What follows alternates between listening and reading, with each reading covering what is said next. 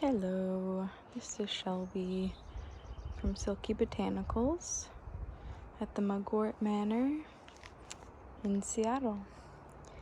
And I just want to show you my cottage style garden in my front yard.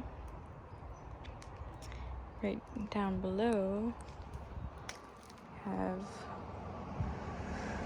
obviously the beautiful tulips. This is last year's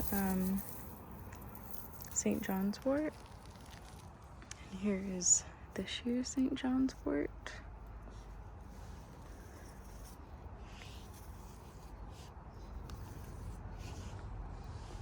Primroses, California poppy, oregano, woodland violet, forget-me-nots, dandelions. A lot of people think dandelions are a weed, they're invasive, but in the old days, dandelions was, before grocery stores were abundant with fresh greens constantly and superfoods and all that, dandelion leaves would be some of the first signs of green for spring. And they are a bitter herb. Everything is edible, actually. The leaves, the flowers, the stems, the roots. You can roast the roots, juice the leaves, or have them in a salad. Saute them. There is a look-alike for dandelion leaves. I believe it's called cat's paw. And called cat's paw because the leaf is hairy, where dandelion leaves are not hairy. So that's one way to tell the difference. And cat's paw, they don't have yellow flowers, whereas dandelion does. Of course, we have some mugwort because we're at the Mugwort Manor. And then this little bed here is actually our berry bed. So there's some ornamental lamb's ear, but this right here, that is black elderberry. And so I'm hoping that's gonna get real big and we'll get nice black elderberries to make cough syrup with. And then we can also harvest the flowers once it's nice and big, because I like to wait till things are nice and big and abundant before I harvest anything. And the flowers we can use as a cordial, a sweetener and whatnot. Also, they're great to infuse into witch hazel, non-alcohol witch hazel, and use as a face mister as well to tonify the face. And then right here we have a blueberry bush. I can see some of the flowers coming on. Yeah, some of the buds, so that's exciting. And then this is the evergreen huckleberry, which is, there's like the red huckleberry or like orange berries, and then this is dark blue. And then here we got some fennel. Obviously not a berry bush, but it's in there. I had planted one fennel last year, didn't harvest it, and now I have like 4 or 5 popping up. So that's what happens when you don't harvest. You get twice as many or more the next year. And then you can't really see, but in this little space here, I have some cuttings of Goji Berries. So that's exciting. The trees, they become a little mini tree, like a mini weeping willow tree, and they're really beautiful. And then you get the little Goji berries that are full of antioxidants.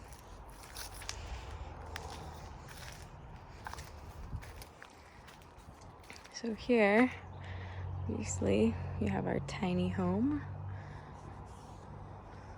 that my spouse and I started building, and then now my dad and I are finished building it. And we're getting closer. It's almost done. But down below, I mean, first of all, it's just gorgeous. Everything's coming to life. There's a lot of green popping up. Now there's colors popping up.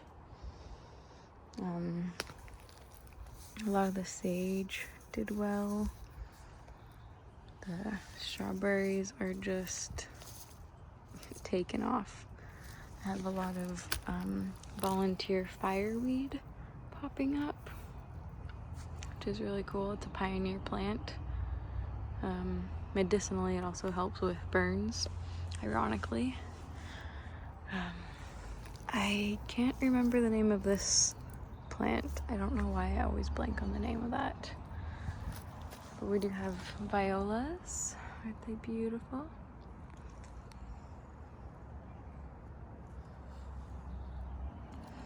They remind me of the old Alice in Wonderland cartoon. And the flowers come alive and they start singing.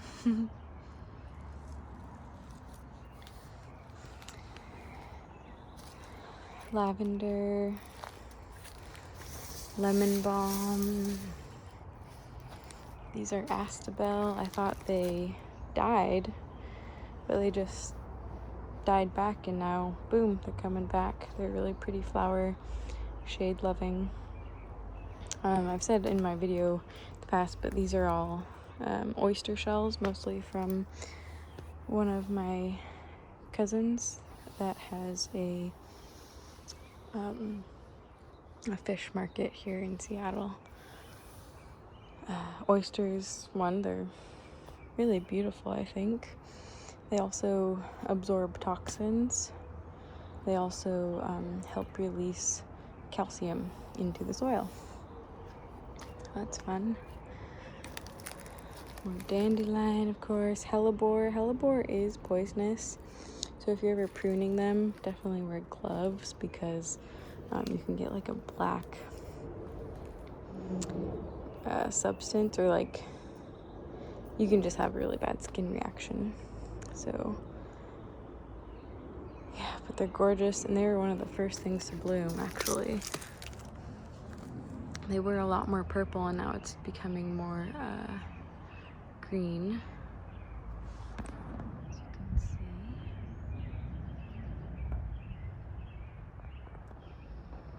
We have the Aqualicha, or Columbine is the common name. Those are super abundant. They just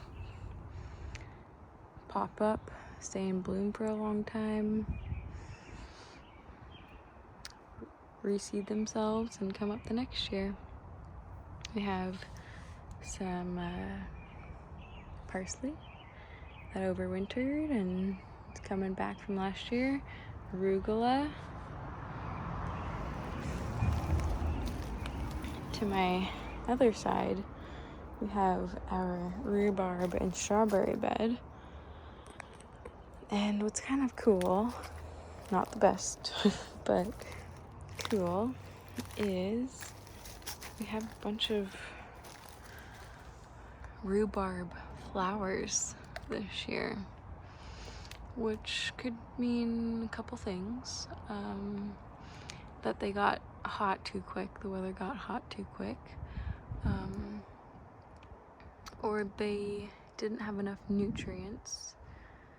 There's a number of reasons, and I think they had enough nutrients because we added our rabbit compost, mulched heavily with our rabbit compost.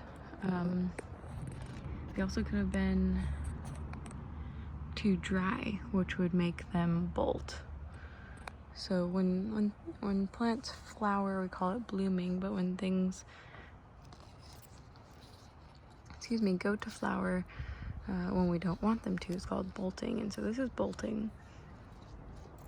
So what I'm gonna do is I'm gonna cut this stalk off that has the flower, and it might bolt again, but I'll just snip it off again, because if we let them bolt and go to flower, then next year we might not have as many rhubarb stalks. And if you don't know already, the leaves are poisonous, but the stalks are edible. That's what you want to eat. So yeah.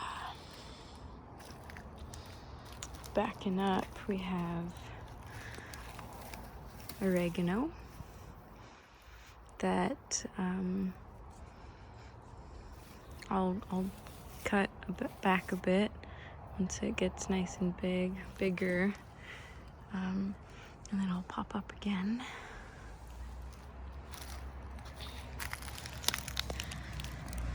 More violas,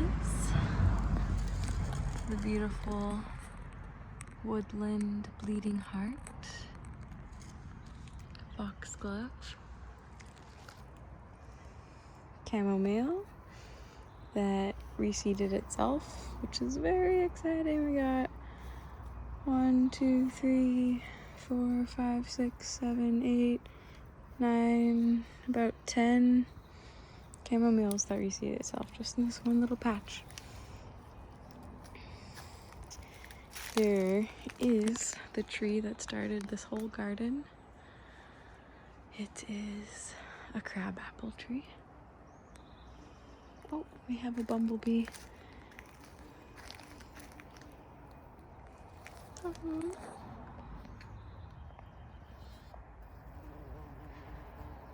That is a honeybee. Yay! Just went from, it's at the rosemary bush now, and it was at the bleeding heart, and then it was at this anemone. It looks like a poppy. It's not. It's an anemone.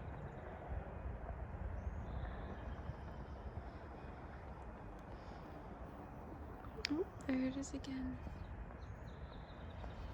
Yay!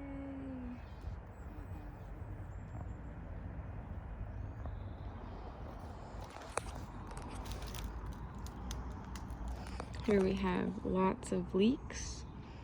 So we just culled 9 rabbits from our little bunny barn, is what my spouse likes to call it. And we'll be adding these, and I'm usually the butcher, so I butcher all the meat, and then I deboned it this time, and it's frozen, but then we will be grinding it up manually with my granny's meat grinder. It's a crank, and we'll be also cranking in these beautiful big leeks into it.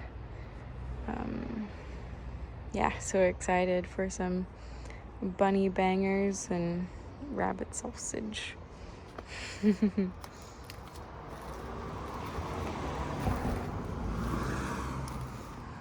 Another rhubarb flower.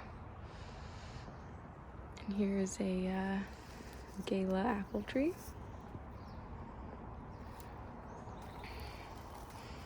It's a nice healthy thyme. This lovely little thing looks like a it looks like buttercup, which I don't love buttercup because they just take over if you let them. This is not buttercup. This is crane's bell.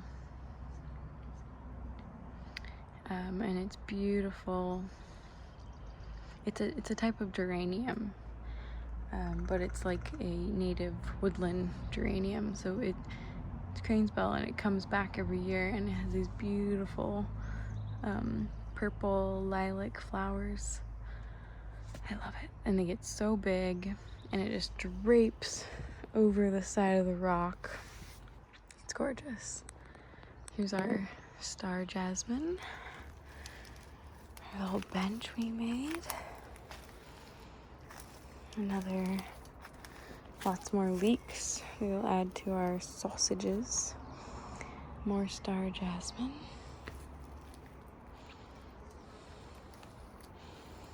Mother Mary. Some maidenhair fern, woodruff, blanking on that name, it's super common, sword fern. I'm gonna back up a little bit. This is bee balm.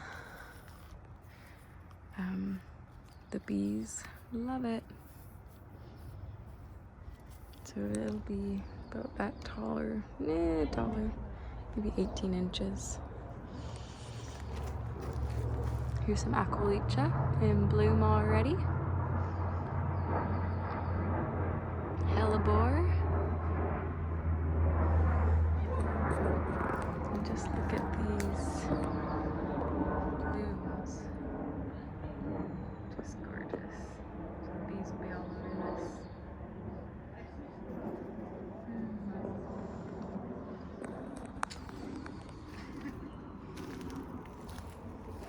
Here's our raspberry bed. It's really happy.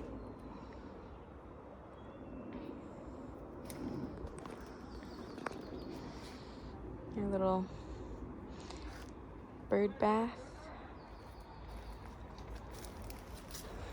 Rosemary that is in bloom. These gorgeous beauties is valerian. You might see tinctures or extracts or capsules of valerian root to help with sleep. Well, this is it. This is valerian. Yeah, they like reseeded themselves and they're just taken off, and I love it because they're really pretty. And this little guy back here, that is the rose champion, a must-have in a cottage style garden.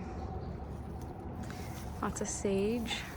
So the reason why we did a herb garden in the front, because it's closest to our door to our kitchen. So I can just come out here and pick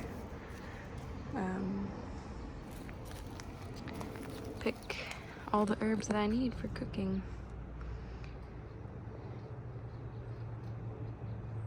And with making our rabbit sausage, you gotta have sage. Sage must be in sausage.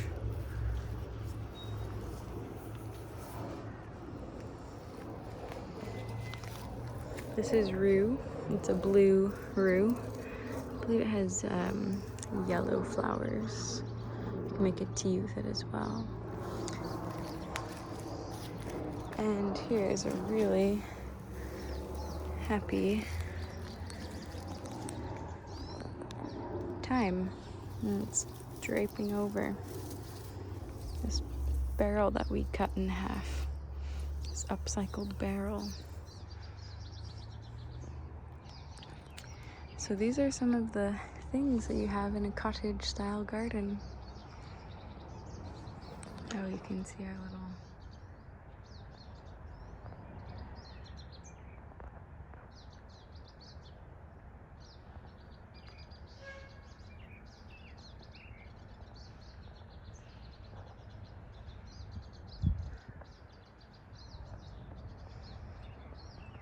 bug Hotel, that's what it's called.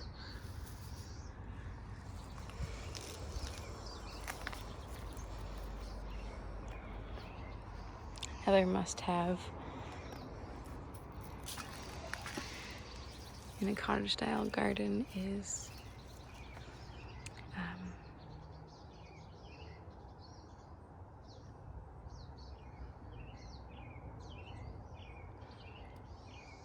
what is this plant called? Not a rose, not a poppy, but a peony. You've got to have a peony. And garden gnomes. More Aquilicha, verbena. That comes back year after year.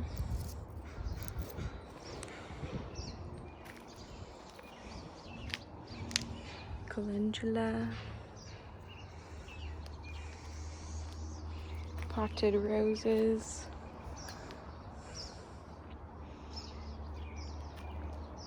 And that is my cottage style garden.